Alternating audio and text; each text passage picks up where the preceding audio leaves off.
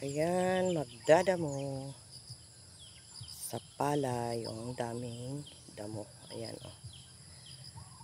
Kailangan kunin para maging malinis ang ating palayan.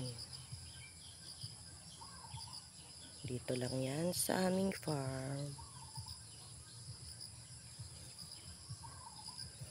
Maganda kasi ang sikat ng araw ngayon.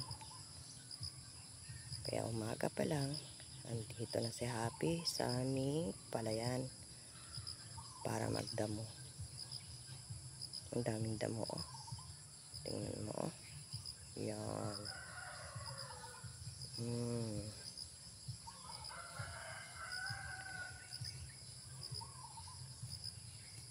Para maging maganda naman ang ating ani kung malinis ang palayan.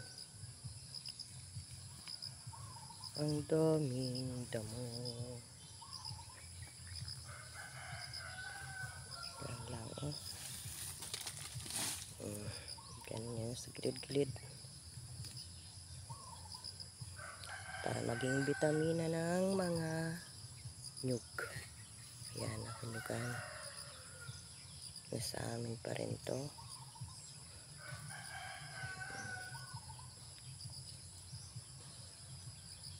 Magdadamo ng magdadamo para maging malinis ang palayan namin.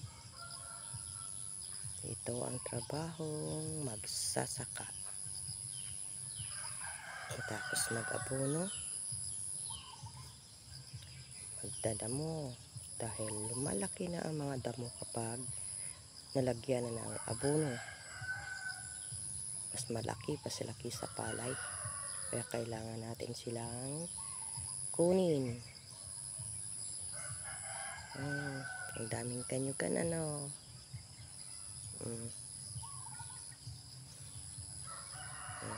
Hindi naman ito masyadong malawak. Malit lang. Pero okay na pang konsumo ang bigas. Kaya kailangang linisin ang palayan para may makuha tayong magandang ani.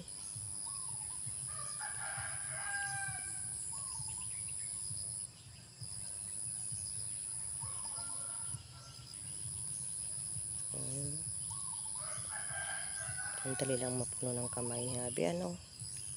Sa dami pa naman ng damo, eh. Talagang mapupuno yung kamay na.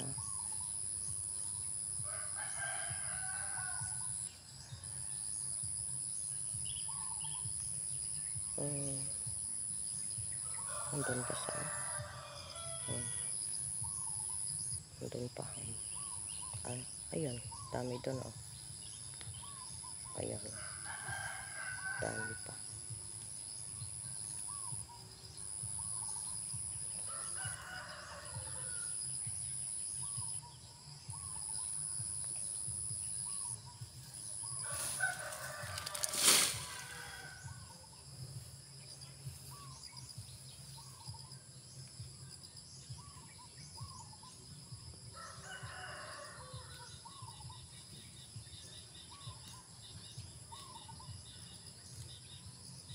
Buhay magsasaka, nakakapagod.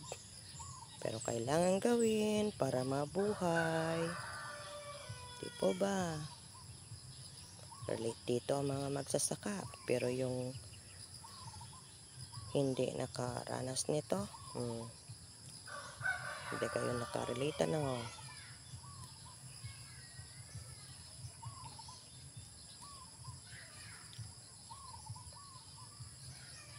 Linis-linis sa palayan nang may magandang aning makukuha.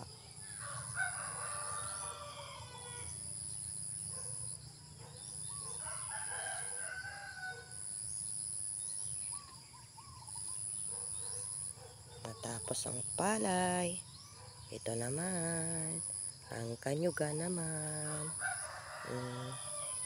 Ang tataas na niyan, nandito pa sa ibabaw. Ayan, patataas na yan.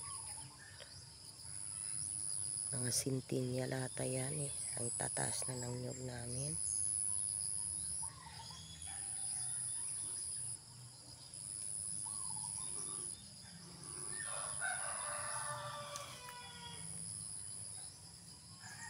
Marami pa oh.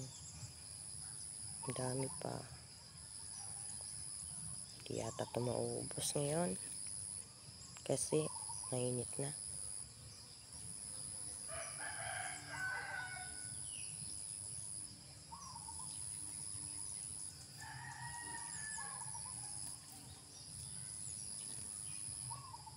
Yan, damo-damo lang.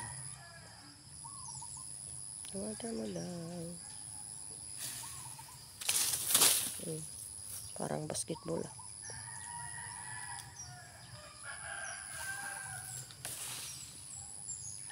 Basketball.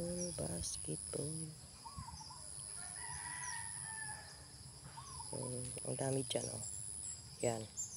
Sigurado dali mapuno ang kamay ni Abby dyan.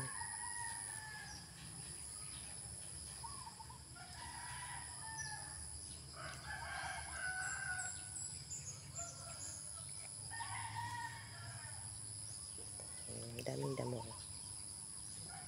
Tingnan nyo.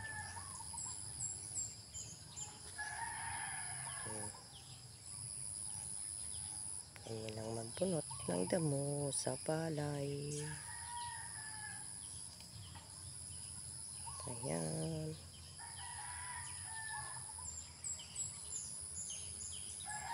Ayan lang.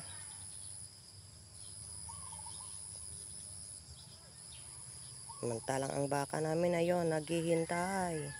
Akala niya kumpay. Di naman pala eh.